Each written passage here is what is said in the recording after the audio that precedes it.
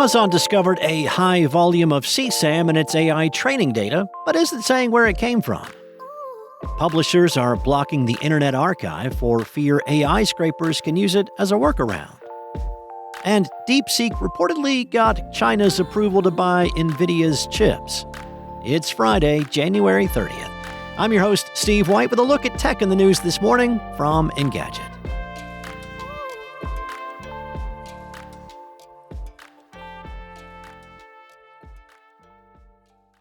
The National Center for Missing and Exploited Children said it received more than 1 million reports of AI-related child sexual abuse material, or CSAM, last year.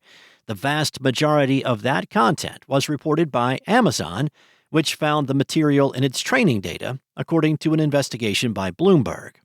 In addition, Amazon said only that it obtained the inappropriate content from external sources used to train its AI services and claimed it could not provide any further details about where the CSAM came from. Fallon McNulty, executive director of NCMEC's Cyber Tip Line, told Bloomberg, "This is really an outlier. The Cyber Tip Line is where many types of U.S.-based companies are legally required to report suspected CSAM." McNulty continued, "Having such a high volume come in throughout the year begs a lot of questions about where the data is coming from and what safeguards have been put in place." Now, she added that aside from Amazon, the AI-related reports the organization received from other companies last year included actionable data that it could pass along to law enforcement for next steps. Since Amazon is not disclosing sources, McNulty said its reports have proved inactionable. An Amazon spokesperson said, "We take a deliberately cautious approach to scanning foundation model training data, including data from the public web, to identify and remove known child sexual abuse material and protect our customers." The spokesperson also said that Amazon aims to over-report its figures to NCMEC in order to avoid missing any cases. The company said that it removed the suspected CSAM content before feeding training data into its AI models.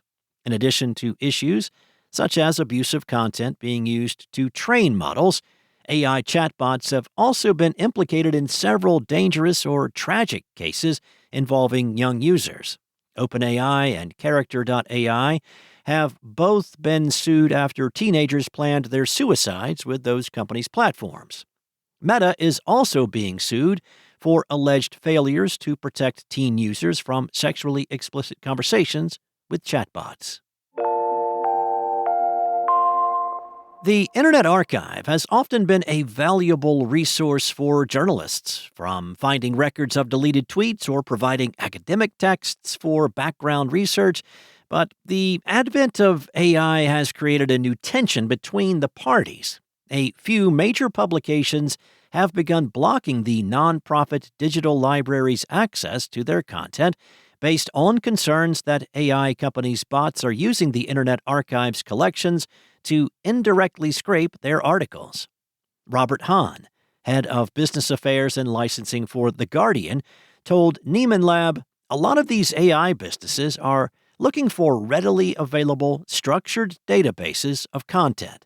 The Internet Archive's API would have been an obvious place to plug their own machines into and suck out the IP."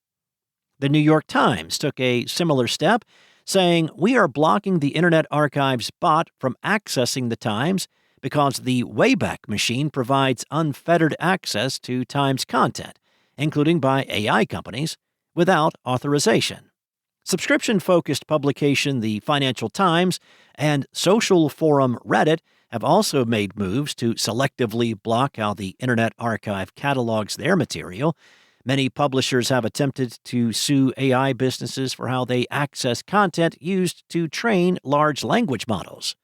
Other media outlets have sought financial deals before offering up their libraries as training material, although those arrangements seem to provide compensation to the publishing companies rather than the writers.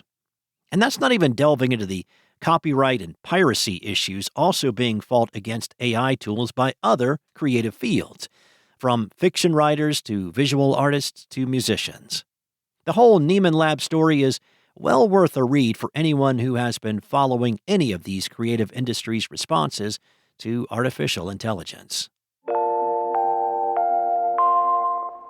The Chinese government has given DeepSeek its approval to purchase NVIDIA's H200 AI chips. That's according to Reuters.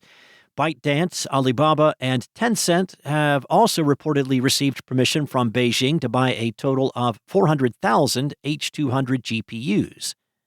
Reuters says that Chinese authorities are still finalizing the conditions they're imposing on the companies to be able to proceed with their orders, so it may take a while before they're actually able to receive their shipments. Now, in addition, NVIDIA CEO Jensen Huang told reporters that his company has yet to receive orders from the aforementioned firms and that he believed China is still finalizing their licenses.